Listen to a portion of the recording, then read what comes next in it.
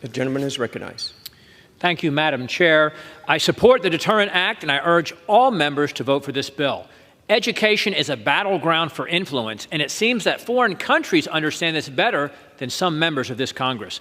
On our watch, the federal government doles out billions in taxpayer dollars to fund expensive degrees that empower an anti-American agenda, while these woke universities secretly collect checks from hostile nations and watch their endowments grow and grow. The Deterrent Act strengthens existing law requiring colleges to publicly report gifts and contracts with foreign countries. Under the Deterrent Act, this information will be publicly available on a searchable database because taxpayers, parents, and students deserve to see who is buying the opportunity to influence the next generation of Americans. The Deterrent Act will further expose the disturbing data that has recently come to light. At least 200 American colleges declined to report a total of $13 billion in contributions from authoritarian countries like Qatar, China, and Saudi Arabia.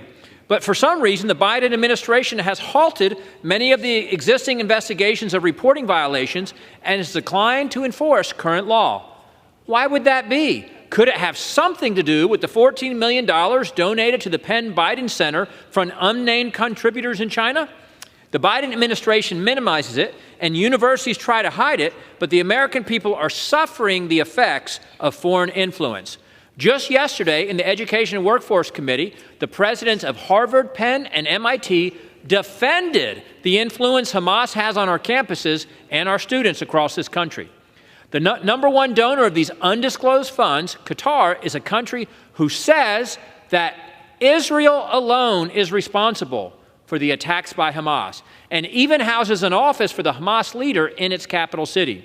International partnerships can be beneficial for universities, but should not come at the cost of our national security, our intellectual property, academic freedom, or the perpetuation of our American values.